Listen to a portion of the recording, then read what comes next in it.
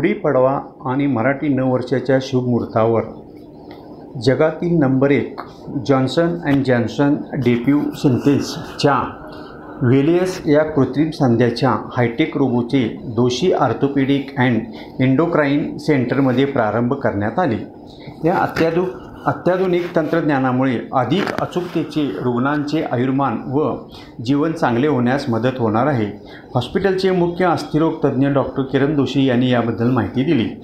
गेले 35 वर्षांहून अधिक काळ अस्थिरोगातील नवनवीन तंत्रज्ञान व आधुनिक उपचार दोषी ऑर्थोपेडिक अँड एंडोक्राइन सेंटर येथे अविरतपणे देण्यात येत आहे।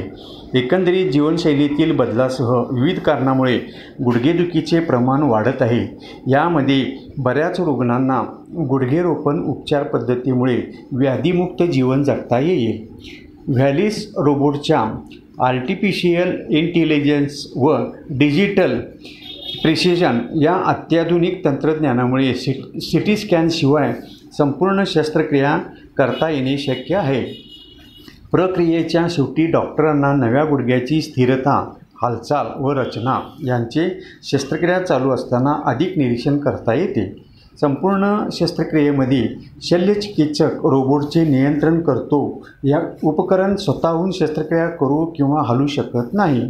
याचे रुग्णासाठी होणारे फायदे: अत्याधुनिक तंत्रज्ञानाने शस्त्रक्रियेची अचूकता वाढवता येते व पायाचा अचूक कोल साधता येतो।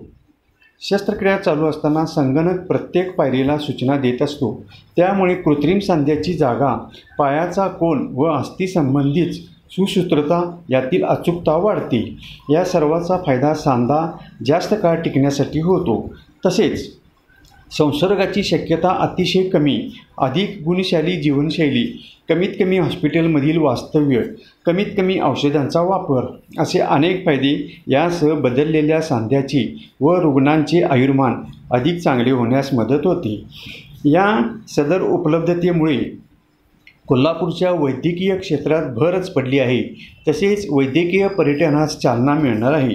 या जागतिक दर्जाच्या अत्याधुनिक तंत्रज्ञानाच्या उपलब्धतेमुळे कोल्हापूरच्या वैद्यकीय क्षेत्रात मोलाची भर पडली आहे। तसेच येथील वैद्यकीय पर्यटनासही चालना मिळणार आहे। या पत्रकार परिषदेसाठी डॉक्टर किरण दोशी, डॉक्टर ऋषी दोशी, डॉक्टर भारती दोशी, डॉक्टर निकिता दोशी आणि डॉक्टर संजय पाटील उपस्थित होते। न्यूज आखाडासाठी विनोद नाझरीनसह श्वेता देसाई। ताज्या अपडेटसाठी पाहत रहा न्यूज आखाडा।